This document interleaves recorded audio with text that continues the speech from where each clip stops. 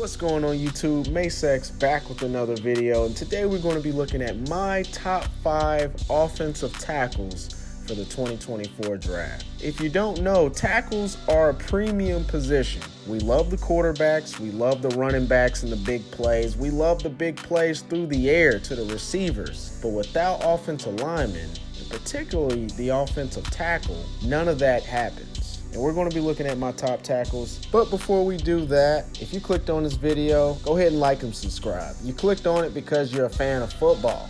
You clicked on it because you like football and you get excited about the draft just as much as I do. So what are you waiting on? Come on, click that subscribe, like the video in advance. But without further ado,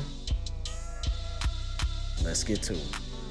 All right, we're going to start off with my top tackle of the draft class. And that is none other than OluFashanu out of Penn State, listed at 6'6", 319 pounds. So OluFashanu, I didn't know too much about a year ago at this moment. I do know that he originally was considering coming out last year, and I actually think last year he would have been a first-round pick. Bet on himself, and more than likely he's going to be a top 5 pick in the 2024 draft. He's one of the smoothest movers in the pass pro. Like, he looks like a Tyron Smith, somebody that's going to hold down and solidify that left tackle position for a decade plus. He's really athletic. I've watched him get second level. He moves very well, very agile, can handle the speed rush. Occasionally, he can be off balance, particularly when he's handling wider alignments. He's an elite pass blocker. The tenacity on run blocking isn't as consistent as, for me, I know that he's capable of. He's going to be a top 5 pick, in my opinion. I don't see him slipping past number 7. All right, and at number 2, we got Joealkyl out of Notre Dame, listed at 6'8", 322 pounds. Joealkyl is somebody that I've watched a lot since his freshman year. Notre Dame is in northern Indiana, so we've got a lot of Notre Dame fans in the area. I'm not a Notre Dame fan, but nonetheless, I do watch a lot of Notre Dame football. And Joealkyl started about 8 games as an 18-year-old freshman. Excellent resume for his collegiate career. He's the prototypical left tackle. I mean, at 6'8", I mean, that size alone, man, is just a presence. You want a piece of that.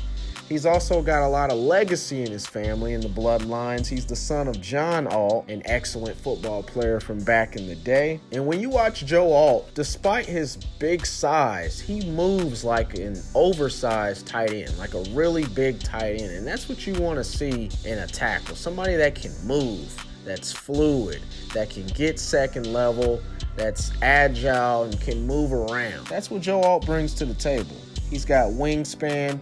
He's really good in the run game. One of the biggest difference going back and forth with him and Fashanu is I just think Fashanu is a little bit stronger, a little bit more physical. Not to say that Joealkyl's not physical, but Joealkyl's flaws are all coachable, and it will be coached at the next level. I also see Joealkyl, just like OluFashanu, solidifying that left tackle spot for the next decade or so, being that staple and protecting the blind side of the quarterback.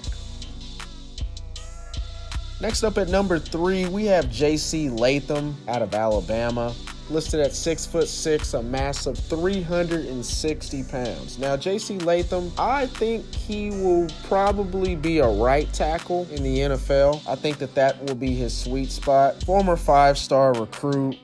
Athleticism is insane. You size adjust this guy, he shouldn't be moving that well at 360 pounds. And even from a body composition standpoint, he holds 360 pounds as good as I've ever seen someone. Really good pass protector.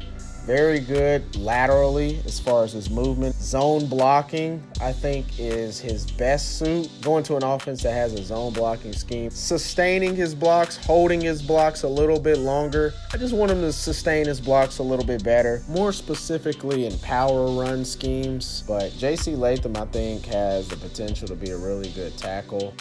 All right, and then number 4, I have Talis Fua out of Oregon State, listed at 6'6", strong, steady, 334 pounds.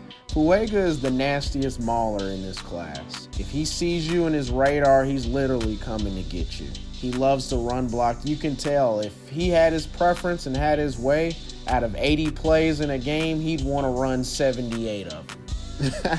He's going to play until he hears the whistle, and even then he may act like he didn't hear it. When you watch him, he's actually one of the funnest guys to watch because he's just really strong. He can struggle with the speed rush. That's generally when you're going to see him reaching a little bit, lunging, kind of getting out of his technique and fundamentals. And of course, they don't get any slower in the NFL coming off of the edge. He's going to make some Pro Bowls, at least if he reaches into his ceiling. And he's going to be very fun to watch, maybe a fan favorite. All right, and rounding off the top 5, we have Amari Mims out of Georgia, listed at 6'7", 340 pounds. He is good in space. He's comfortable in space. You can leave him on an island against an edge rusher with speed. He's got a great power punch, really long arms. He's going to get his hands on you before you can get your hands on him, which is very important, especially at the next level with the speed that those guys have coming off the edge. Moves very well second level, works well in a zone blocking scheme, and a lot of his flaws can be coached as well. Does struggle against counter moves, and that's definitely not going anywhere in the NFL. Those guys are elite, and they're going to bring plenty of counter moves towards him. Nonetheless, Amari Mims is one of those high ceiling tackles that I could see improving his stock between now and the NFL draft. All right, these are my top 5 tackles for the 2024 draft class. It's a lot of talent. It's really deep. Like I said, I feel all 5 of these guys are going to go in the first round. All 5 of these guys I project to have a pretty solid career if maximizing their potential. If you made it this far in the video, I deeply appreciate it. If you haven't already, go ahead and like and subscribe to this video. Really helps the channel grow. We're on the road to 1K. We're getting closer, and I appreciate the support. I'm gonna go ahead and let you guys go. Stay tuned in for more videos in the future. With all that said, I'll see y'all in the next video.